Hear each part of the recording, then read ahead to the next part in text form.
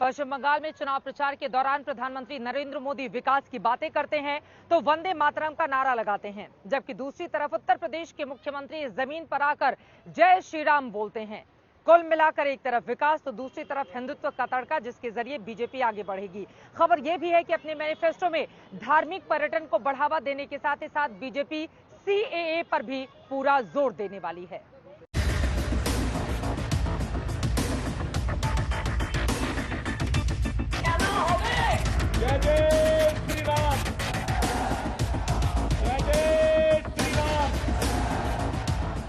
जय श्री राम का ये नारा इस बात की मुनादी है कि पश्चिम बंगाल के चुनावी महासमर में बीजेपी हिंदुत्व को लेकर फ्रंट फुट पर है। उत्तर प्रदेश के मुख्यमंत्री योगी आदित्यनाथ जिस तरह से जय श्री राम का नारा लगाते हुए पश्चिम बंगाल में आक्रामक चुनाव प्रचार कर रहे हैं, उसको देखकर तो यही लगता है कि बंगाल में बीजेपी हिंदुत्व कार्ड खेल चुकी है। चुनावी घोषणा पत्र में भी इसकी बानगी देखने को मिल सकती है। बीजेपी के विजन डॉक्यूमेंट में लव जिहाद के खिलाफ कानून की संभावना जताई जा रही है।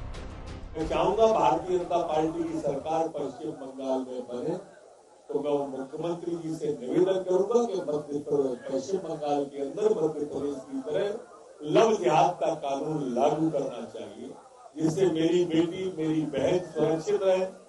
मेरी बहन मेरी बेटी को कोई प्यार के नाम पर ठगे नहीं। हम लव के खिलाफ नहीं है, जिहाद के खिलाफ है।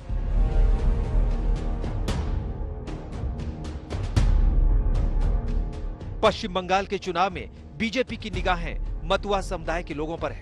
मतुआ समुदाय दरअसल उन बांग्लादेशी हिंदुओं का है जो पश्चिम बंगाल में बसे हैं। बीजेपी उन्हें लुभाने में कोई कोर कसर नहीं छोड़ रही है। गृह मंत्री अमित शाह मतुआ समुदाय के लोगों के साथ भोजन कर चुके हैं, तो प्रधानमंत्री नरेंद्र मोदी भी मतुआ समुदाय को लुभाने में लगे हैं।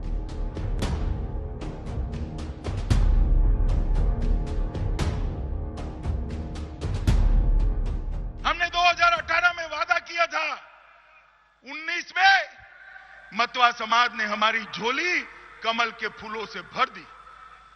मोदी सरकार बनी और हमने तनिक भर भी देर नहीं की। 2020 में ही हम सीए लेकर आए और आज कानून अस्तित्व में आया। आज के कॉन्टेक्स्ट में काफी चर्चा मटुआ वोट बैंक की हो रही है। अरे कितना कम्युनिटी है, खाली आप एक का नाम क्यों करते हैं? पूछ रहा हूँ क्योंकि आप भी उनके पास है, वो भी है, थोड़ा करीब कुछ लाख है, लेकिन ऐसा बहुत सारे हैं। 2019 के लोकसभा चुनाव में मतुआ समुदाय ने बीजेपी को जमकर वोट दिया था, लेकिन मतुआ समुदाय को राष्ट्रीयता का प्रमाण पत्र अब तक नहीं मिला है।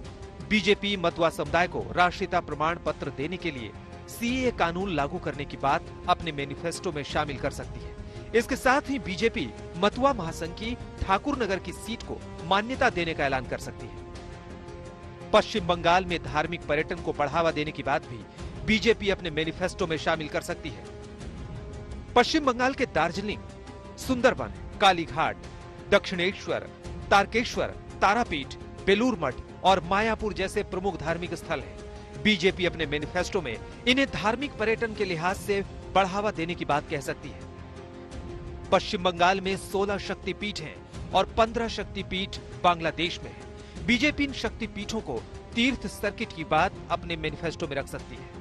यही नहीं, बीजेपी किसी भी धार्मिक कार्य में बाधा डालने वालों के खिलाफ सख्त कानून लाने का वादा अपने संकल्प पत्र में कर सकती है। कोलकाता से पॉलमी साहा के साथ आज तक ब्यूरो।